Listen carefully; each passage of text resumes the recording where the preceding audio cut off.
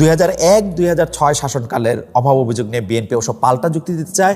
তারা বলতে চায় 111 সরকার ও পরে আওয়ামী লীগ সরকার মিথ্যা মামলা দিয়ে বিএনপিকে ধ্বংস করার ষড়যন্ত্র করেছে। ডক্টর ইউনূস সরকার আসার পর খালেদা জিয়া ও তারেক রহমান সহ বিএনপির সব নেতাই মামলা থেকে মুক্তি পেয়েছেন।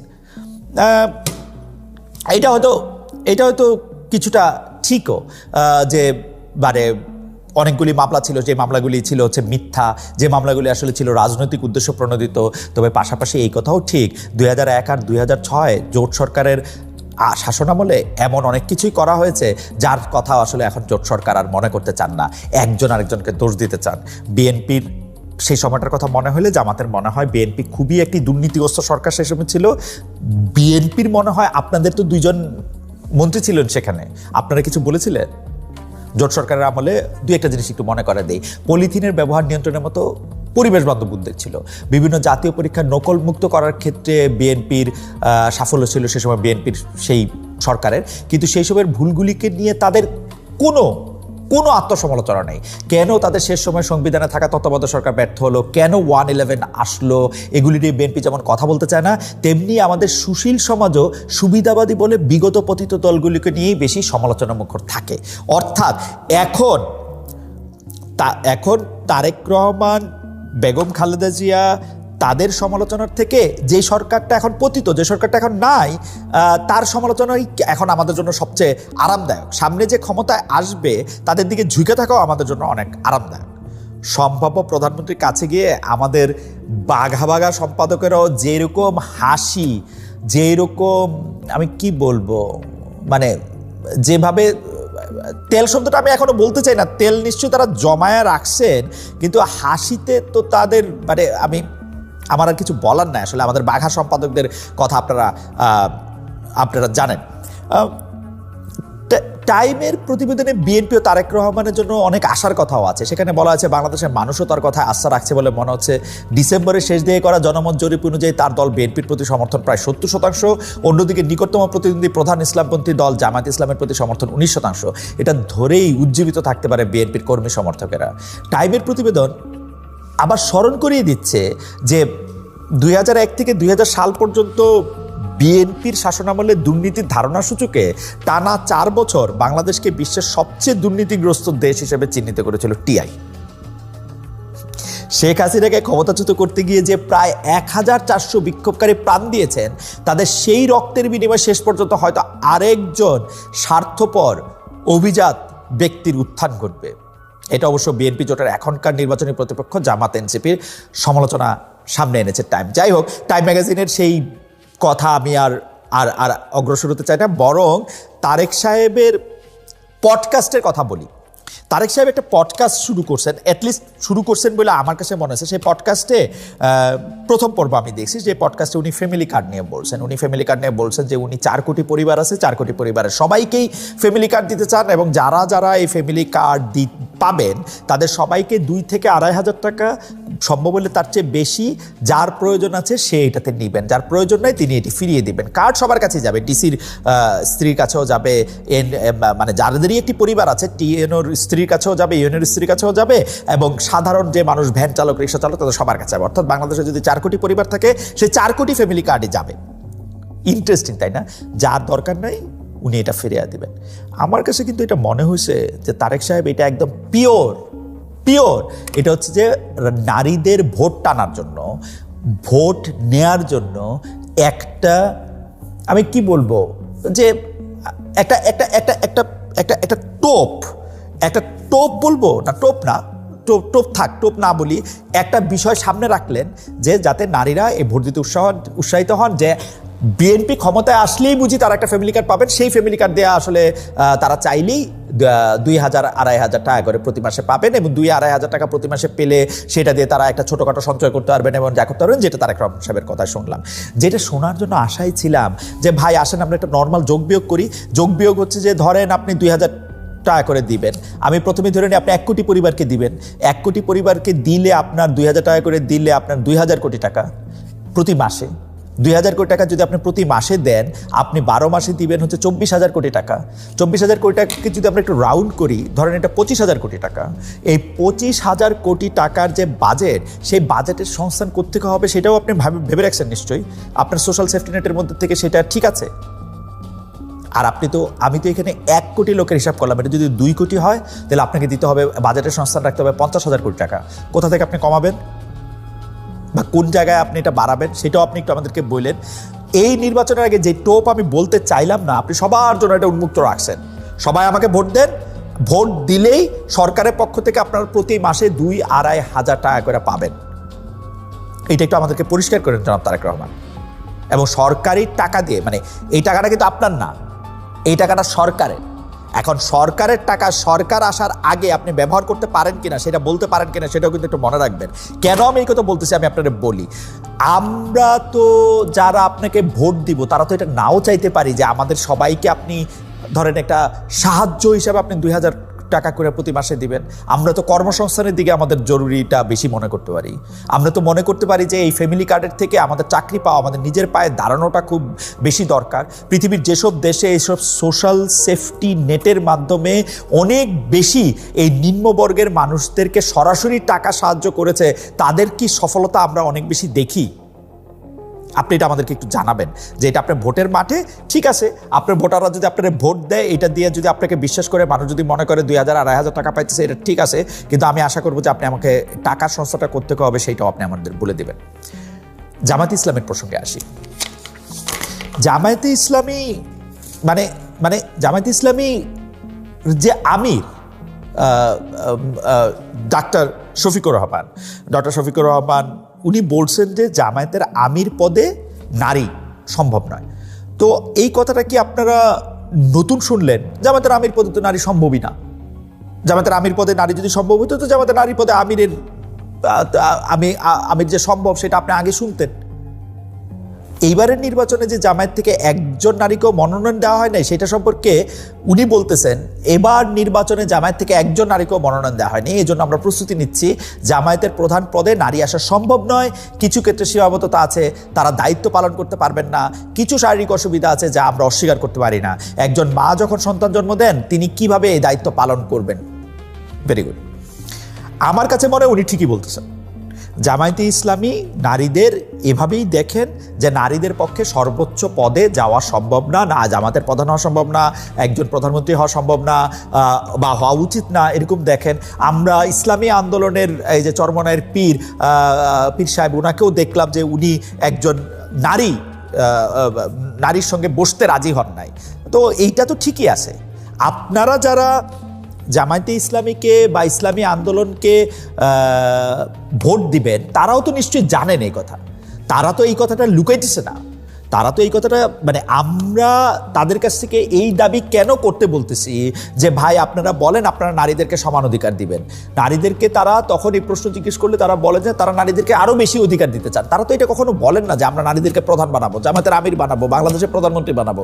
বানাবেন না তো তারা, বরং তারা যুক্তি দিবেন অন্য দলেও তো হয় না, এটাও ঠিক, অন্য দলেও তো কয়জন আছে। আমি জামায়াতের আমিরকেও বলতে শুনলাম আল জাজিরার সে প্রশ্নের জবাবে উনি বলতেছেন যে অন্য দল থেকেও কয়জন নারী রিপ্রেজেন্টেটিভ আসে, কয়জন নারী সেখানে আসে। নারীদের পক্ষে তো এটা সম্ভব না। তবে তিনি যখন বলেন যে আমাদের মায়েদের তো মা হতে হয়, তাহলে সেইটা দায়িত্বটা কেমনে পালন করবে, সেটাতে এক ধরনের তিনি সিলগালা করে দেন যে ভবিষ্যতেও এটা আর কখনো হবে না। আমাদের বাংলাদেশের মানুষ যখন যদি এটা পছন্দ করে তাহলে বাংলাদেশের মানুষ ভোট দিয়ে এইটাই নিবে। এর জন্য যেটা করা হচ্ছে সেটাকে আমি একটু সমর্থন করি না। জামায়াতের সমর্থকরা যখন বোরখা পরে বা হিজাব পরে বাড়ি বাড়ি যাচ্ছেন, তাদেরকে আমরা দেখতে পাচ্ছি বিভিন্ন জায়গায় বিএনপির লোকেরা বা বিএনপির পরিচয় দিয়ে বা অন্য দলের সমর্থকেরা তাদেরকে হটিয়ে দিচ্ছেন, তাদেরকে এখানে আসতে দিবেন না বলতেছেন। কেন ভাই?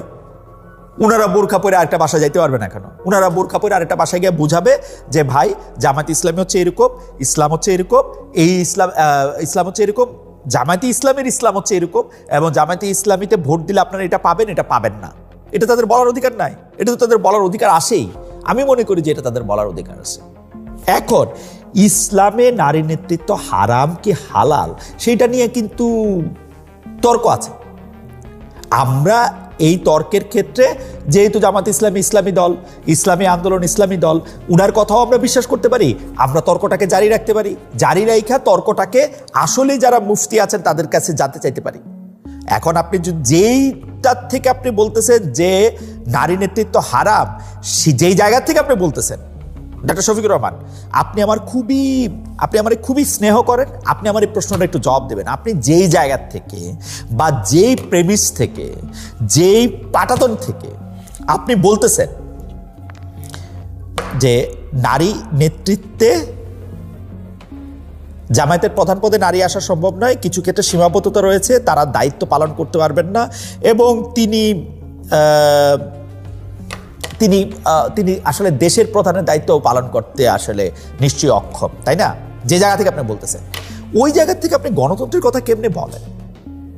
আপনি কোন জায়গায় আপনি গণতন্ত্র পাইছেন? আপনি আমাকে বলেন তো, যে ওই জায়গা থেকে আপনার কাছে গণতন্ত্র ঠিক মনে হইতেছে, কিন্তু এই গণতান্ত্রিকভাবেও যদি একজন নির্বাচিত হয়, একটা নির্বাচিত হওয়ার জায়গাটাও আপনি দিতে রাজি না। অন্য দলের কথা বলবেন যে অন্য দলও দিতে রাজি না, হ্যাঁ রাজি না। অন্য দল তো হচ্ছে মুখে এক কথা বলে, খারাপ আরেক কথা বলে, পুরনো বন্দোবস্তের দল, তারা তো ঠিক না। আপনারটাও আপনি একটু জবাব দেন যে আপনি কোন জায়গা থেকে আপনি গণতন্ত্রের কথা বলতেছেন। আলাদা করে একটা কথা বলি, ভারতবর্ষের বিখ্যাত আলেম মাওলানা আশরাফ আলী থানভী, কোট করছি তাকে, কোরআনে আছে বিলকিস তার সভাসদগণকে বলেন, আপনাদের উপস্থিতি ব্যতীত আমি কোনো বিষয় সিদ্ধান্ত গ্রহণ করি না। এই উক্তি থেকে প্রমাণিত হচ্ছে সেই রাষ্ট্রের রাষ্ট্রীয় পদ্ধতি শাসনতন্ত্র অনুসারেই হোক বা বিলকিসের স্বাভাবিক অনুসৃত নীতি অনুসারেই হোক, গণতান্ত্রিক পদ্ধতিরই অনুরূপ ছিল। বিলকিসের মুসলমান হওয়ার পর তার রাষ্ট্রাধিকার কেড়ে নেবার কোনো প্রমাণ নেই, বরং তার রাজ্য যে আগের মতোই বহাল ছিল, ইতিহাসে তার যথেষ্ট প্রমাণ রয়েছে। বিলকিসের রাজত্বে ও রাজ্য শাসন পদ্ধতির প্রতি কোরআনে কোনোরূপ অবজ্ঞা বা অসমর্থন জ্ঞাপন করা হয়নি। সুতরাং বর্ণনা থেকে সুস্পষ্টভাবে প্রমাণিত হচ্ছে যে গণতান্ত্রিক রাষ্ট্র ব্যবস্থায় মহিলার নেতৃত্ব চলতে পারে। আপনারা এই কোডটি পাবেন দৈনিক আজাদের 22 অক্টোবর 1964 সংখ্যায়, যেটার মধ্যে লেখা ছিল রাষ্ট্রপ্রধানের পদে মহিলা নির্বাচন জায়েজ। সুতরাং জামাত ইসলামীকে এটা পরিষ্কার করতেই হবে যে কোন ধরনের ইসলাম বা কোন ভাবে তারা রাষ্ট্র পরিচালনা করতে চান। নানা ধরনের মতই কিন্তু আমরা দেখতে পাচ্ছি। জামাত ক্ষমতা এলে দেশে ইসলামী আইন চালু করা হবে কিনা, আল জাজিরার এমন প্রশ্নের জবাবে জনাব শফিকুর রহমান বলেন, যদি দেশের মঙ্গলের জন্য এটি অপরিহার্য হয় তবে সংসদ এ বিষয়ে সিদ্ধান্ত নেবে। এটি আমি নই, সংসদই বিষয়টি স্থির করবে। তিনি এটাও বলেন যে তারা জনগণের ইচ্ছার বিরুদ্ধে কিছু বলবেন না, জনগণের ইচ্ছার বিরুদ্ধে তিনি কিছু করবেন না। জনগণের ইচ্ছা মানে আমি জিনিসটা ঠিক বুঝতে পারি না। জনগণ আপনাদেরকে ভোট দিয়া সংসদে পাঠালো, ধরেন আপনারা সংসদে নেতৃবৃন্দ হইলেন, সেই সময় আপনারা কি ইসলামী আইন চালু করবেন? আপনারা যদি সংসদের নেতৃত্বের জায়গায় যান, তাহলে তো জনগণ অলরেডি আপনাদেরকে বলে দিছে, আপনাদের ইচ্ছাটাই তো জানার কথা আমাদের, তাই না? মানে গণতন্ত্র শরিয়া বিষয়ে আপনি পরিষ্কার অবস্থান নিতে পারেন না কেন? মানে এই অবস্থাটা আপনার পরে নিতে হবে কেন? আপনি ভোটে জিতবেন, আপনি ভোটে জিতে তখন সংসদ ঠিক করবে, এটার কি কথা? আপনি ভোটে জিতলে তো আপনার কথার উপরে মানুষ ভোটে ঠিক করবে। আপনি এই অবস্থান নেন, আমার কোনো আপনার প্রতি আলাদা কোনো কথা নাই। আমি শুধু একটা কথাই আপনি বলতে চাই যে আপনি অবস্থানটা পরিষ্কার করেন। ধরেন আপনি মনে করেন বাংলাদেশের জনগণের কল্যাণের জন্য ইসলামী আইন দরকার বা শরিয়া দরকার, তা আপনি বলেন যে আপনারা ক্ষমতায় গেলে শরিয়া আইন করবেন। আপনারা যদি ক্ষমতায় যাবেন, সেইটাই তো তখন ম্যান্ডেট, আপনারা শরিয়া করবেন কি করবেন না। আপনারা ক্ষমতায় যাওয়ার পরে সেটা ঠিক করবেন, এটা কেমন কথা? আপনি আমাকে বলেন তো, আপনার কোনো ইচ্ছা অনিচ্ছা নাই নাকি? আপনার ইচ্ছাটা নিয়ে আপনার সমস্যাটা হলো এই, আপনার ইচ্ছাটা জনগণ মাইনা নিবে কি নিবে না সেটা নিয়ে আপনার ডাউট আছে। সেই জন্য আপনি এক ধরনের হাইড এন্ড সিকের মধ্যে আছেন, আপনি এক ধরনের বাতাস দেখার অবস্থায় আছেন, আপনি এক ধরনের অবস্থার মধ্যে দেখা আছেন যে বেশি যদি আন্তর্জাতিক চাপ থাকে তাহলে শরিয়ার দিকে যাব না। যদি ভিতর থেকে আবার বাংলাদেশের মানুষকে যদি আমরা মোবিলাইজ করতে পারি শরিয়া ভালো, তৈলে আমরা এটার মধ্যে দিয়ে যাব। অথবা বাংলাদেশের মানুষ যদি শরিয়া চায় তাহলে আমরা শরিয়া দিয়ে দিব, অথবা আমরা দিব না, আমরা এটা মাঝামাঝি জায়গায় থাকবো। তখন আপনারা একটা ইসলামী দল হিসেবে, অনেকগুলো ইসলামী দল কিন্তু আপনাকে বলে যে আপনি ইসলামিক নাম নিছেন, জামাত ইসলামী নাম নিছেন, আপনি শরিয়া নিবেন না কেন, শরিয়া করবেন না কেন? আপনি কেন ইসলামী অবকাঠামোতে দেশ গড়ে তুলবেন না? আপনি কেন গণতান্ত্রিকভাবেই থাকবেন? কেন হিসাবটা কি আপনার ভাই? কয়দিন আপনি ভাই এই যে আমাকে কিছু বললেই আপনারা বলেন যে আমার নাকি কাজ হচ্ছে কি জামাত ইসলামীকে ভিলেন বানানো। ভাই আমি তো জামাত ইসলামীকে হিরো দেখতে চাই, জামাত ইসলামীকে আমার ভিলেন বানানোর দরকার কি? জামাত ইসলামী জাস্ট অবস্থানটা পরিষ্কার করুক না। মানে আপনি তো আপনার অবস্থানটা পরিষ্কার করবেন যে ভাই আমি এইটা দিব।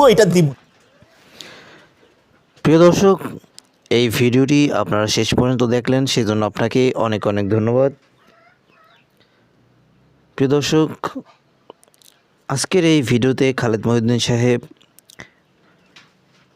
বর্তমান নির্বাচন এবং ডক্টর ইউনূস, জামাত, বিএনপি সম্পর্কে বিভিন্ন তথ্য তুলে ধরেছেন এবং যে কথাগুলি অনেক সাংবাদিকরা বলতে পারে না সেইগুলো সে তুলে ধরলেন।